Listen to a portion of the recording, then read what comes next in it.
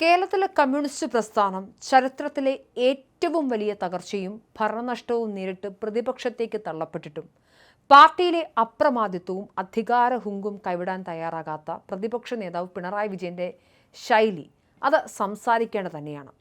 ഏറ്റവും ഒടുവിൽ CPM കേന്ദ്ര നേതൃത്വം വാളെടുത്തിരിക്കുന്നു എന്നൊരു വാർത്തയൊക്കെ നമ്മൾ കേട്ടിട്ടുണ്ട്. അതായത് ഡൽഹിയിൽ നടക്കുന്ന CPM കേന്ദ്ര കമ്മിറ്റി യോഗത്തിനിടയിൽ മാധ്യമപ്രവർത്തകരോട് പിണറായി വിജയൻ നടത്തിയ നിരന്തരമായ രോഷപ്രകടനങ്ങളും അഹങ്കാരം നിറഞ്ഞ പെരുമാറ്റവുമൊക്കെ കണ്ടുമടുത്ത കേട്ടുമടുത്ത കേന്ദ്ര നേതൃത്വം കടുത്ത അതൃപ്തിയൊക്കെ രേഖപ്പെടുത്തിയിട്ടുണ്ട് എന്നും തെരഞ്ഞെടുപ്പ് തിരിച്ചടിയെ തുടർന്ന് പാർട്ടി പ്രതിപക്ഷത്തേക്ക് മാറിയ പശ്ചാത്തലത്തിലും പഴയ ക്യാപ്റ്റൻ കസേരയിലെ അപ്രമാദിത്വം മനസ്സിൻ്റെ ഉള്ളിൽ കൊണ്ടു നടക്കുന്ന പിണറായി വിജയന്റെ ശൈലിക്കെതിരെയും പാർട്ടി പൂർണ്ണമായും അർത്ഥത്തിൽ എതിരായി നിൽക്കാൻ പോകുന്നു എന്ന വാർത്ത വരുന്നുണ്ട്. എന്തായാലും പാർട്ടിയുടെ അവശേഷിക്കുന്ന പ്രതിച്ഛായയെ കൂടി കരിവാരത്തേക്കുന്നതാണ് പിണറായിയുടെ ഈ രീതികളെന്നും ആ കടുത്ത വിലയിരുത്തലാണ് കേന്ദ്ര കമ്മിറ്റി. പക്ഷേ ആ കേന്ദ്ര കമ്മിറ്റിയിൽ നമുക്ക് എത്ര കണ്ട് പ്രതീക്ഷിക്കണം എന്നുള്ളതാണ്. നിലവിൽ കേരളത്തിൽ ഭരണമാറ്റം ഉണ്ടാകുന്നു. പിണറായി വിജയൻ എന്ന് പറയുന്ന ഭരണാധികാരി കഴിഞ്ഞ 2 ടേമിലായി കേരളത്തെ ഭരിച്ച് മുടിപ്പിച്ചതിന് ശേഷം അതൊക്കെ കണ്ടുമടുത്തും കേട്ടുമടുത്തും സഖാക്കന്മാരുടെ അഹങ്കാരമൊക്കെ മടുത്തിട്ടാണ് ഈ ജനങ്ങൾ അവർ UDF-നോട് സ്നേഹമുള്ളത് കൊണ്ടൊന്നുമല്ല, മറിച്ച് ഭരണമാറ്റം വേണം എന്നുള്ളത് കൊണ്ട് തന്നെയാണ് UDF-ന് വോട്ട് ചെയ്ത് അധികാരത്തിലെത്തിച്ചത്. ആ ഭരണവിരുദ്ധ വികാരം അതിപ്പോഴും അങ്ങനെ തന്നെ നിലനിൽക്കുകയാണ്. എന്നിട്ട് പോലും എന്തുകൊണ്ട് തങ്ങൾ തോറ്റു എന്ന ചോദ്യത്തിന് ഉത്തരം നൽകാനോ അല്ലെങ്കിൽ പിണറായി വിജയൻ ആയിരുന്നു ആ അടിസ്ഥാന പ്രശ്നമെന്ന് മനസ്സിലാക്കിയാൽ പോലും അതിനെ ചോദ്യം ചെയ്യാനുള്ളൊരു കെൽപ്പിലേക്ക് പാർട്ടി ഇതുവരെ എത്തിയിട്ടില്ല. സംസ്ഥാന കമ്മിറ്റി എന്തായാലും എത്തിയിട്ടില്ല. സ്വാഭാവികമായി കേന്ദ്ര കമ്മിറ്റി എത്താനുള്ള സാധ്യതയും കുറവാണ്. കാരണം പിണറായി വിജയൻ പറയുന്നത് കേട്ട് ചലിക്കുന്ന ഒരാളാണ് കേന്ദ്ര സെക്രട്ടറിയും. അതുകൊണ്ട് തന്നെ വലിയ വ്യത്യാസങ്ങളൊന്നുമില്ല. എന്തായാലും പിണറായി വിജയൻ ഇന്നലെ ന്യൂഡൽഹിയിൽ വെച്ച് മാധ്യമപ്രവർത്തകരോട് വലിയ രീതിയിൽ രൂക്ഷമായ രീതിയിൽ 2 തവണ സംസാരിക്കുകയുണ്ടായി. പണ്ടും ഈ കടക്കുപുറത്ത് എന്ന് പറയുന്ന പിണറായി വിജയന്റെ പഴയ പല്ലവി നമ്മളൊക്കെ ഇപ്പോഴും എടുത്ത് പ്രയോഗിക്കാറുണ്ട്. അതേ അഹങ്കാരത്തോടുകൂടി ആ ധാർഷ്ട്യത്തിന് 1 ഇഞ്ച് പോലും കുറവ് വരാതെ ഇപ്പോഴും മാധ്യമങ്ങളോട് ചാടിക്കടിക്കുന്ന, പ്രകോപനപരമായി സംസാരിക്കുന്ന, ആക്രോശിക്കുന്ന പിണറായി വിജയനെയാണ് നമ്മൾ കണ്ടത്. ഇത്തരത്തിലുള്ള പരസ്യമായ ആക്രോശങ്ങളും അനാവശ്യമായ സഹിഷ്ണുതയില്ലായ്മയും ഭാവിയിൽ പൂർണ്ണമായും ഒഴിവാക്കേണ്ടതാണ്. ആരായിരിക്കും പിണറായി വിജയനോട് ഇതൊന്ന് പറഞ്ഞ് മനസ്സിലാക്കുക എന്നൊരു ചോദ്യം ഇവിടെ ബാക്കിയാവുന്നുണ്ട്.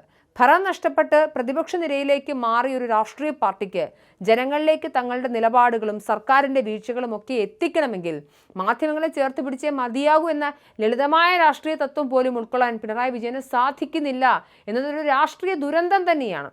ഡൽഹിയിൽ കേന്ദ്ര കമ്മിറ്റി യോഗത്തിന്റെ ഇടവേളകളിൽ കേരള ഹൗസിൽ വെച്ച് മാധ്യമപ്രവർത്തകർ വിഴിഞ്ഞം വിഷയത്തിലെ പാർട്ടിയിലെ ആഭ്യന്തര ഭിന്നതകളെക്കുറിച്ച് ചോദ്യങ്ങൾ ഉന്നയിക്കുമ്പോൾ പിണറായി വിജയൻ എന്തിനാണ് നിയന്ത്രണം വിട്ടിരിക്കുന്നത് ക്ഷുഭിതനാവുന്നത്?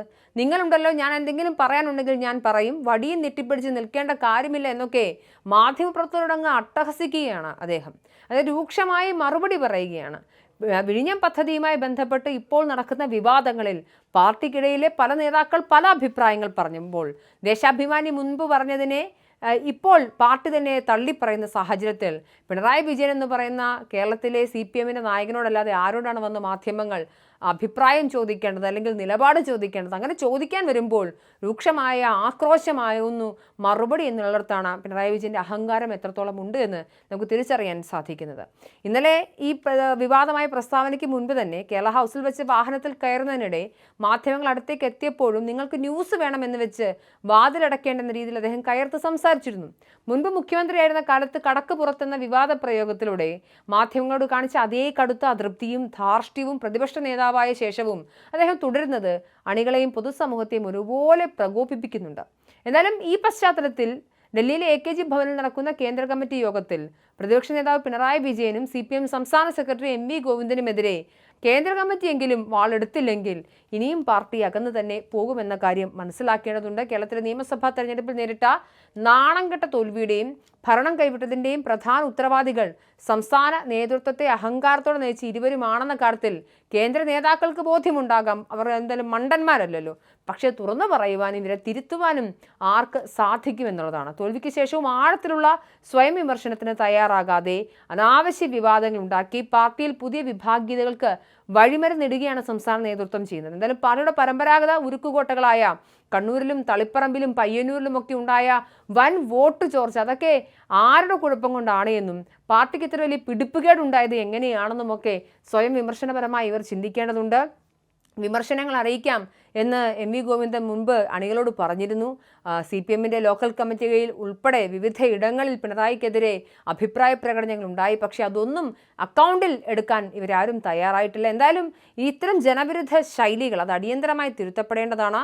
തെരഞ്ഞെടുപ്പ് തിരിച്ചടിയുടെ പശ്ചാത്തലത്തിൽ ജനങ്ങളിലേക്ക് ഇറങ്ങിച്ചെന്ന് നഷ്ടപ്പെട്ട ജനപിന്തുണ തിരിച്ചു പിടിക്കേണ്ട ഘട്ടത്തിൽ അഹങ്കാരത്തോടെ മാധ്യമങ്ങളോട് നിരന്തരം ഏറ്റുമുട്ടുന്നത് പാർട്ടിക്ക് കൂടുതൽ ദോഷം ചെയ്യും എന്ന് മനസ്സിലാക്കേണ്ടതുണ്ട്. അതുകൊണ്ട് ഈ അഹങ്കാരവും ഈ ധാർഷ്ട്യവും ഈ ധിക്കാരവുമായി മുന്നോട്ട് പോകാതെ മാധ്യമങ്ങളോട് ജനങ്ങളോട് കൂടുതൽ ഉത്തരവാദിത്വത്തോടു കൂടി സംയമനത്തോടു കൂടി സഹിഷ്ണുതയോടുകൂടി പെരുമാറാനെങ്കിലും അടിസ്ഥാനപരമായി പഠിക്കേണ്ടതുണ്ട്. കമ്മ്യൂണിസ്റ്റ് നേതാക്കൾക്ക് അത് ഉണ്ടാവാറില്ല. അത് ലോകത്തിലെ എല്ലാ കമ്മ്യൂണിസ്റ്റ് ചരിത്രങ്ങൾ എടുത്താലും അത് മനസ്സിലാക്കാവുന്നതേ ഉള്ളൂ. എന്തായാലും ലോകത്തെ എല്ലായിടത്തും കമ്മ്യൂണിസ്റ്റുകാരുണ്ടായിരുന്നു. അവർക്ക് എങ്ങനെയാണ് അധികാരം നഷ്ടപ്പെട്ടതെന്നും ലോപിച്ച് ഇങ്ങനെ ചാരവും കനലും ഒക്കെ ആയി മാറിയതെന്നും ഇനിയെങ്കിലും സഖാക്കളൊന്ന് പഠിച്ചാൽ കൊള്ളാമായിരുന്നു.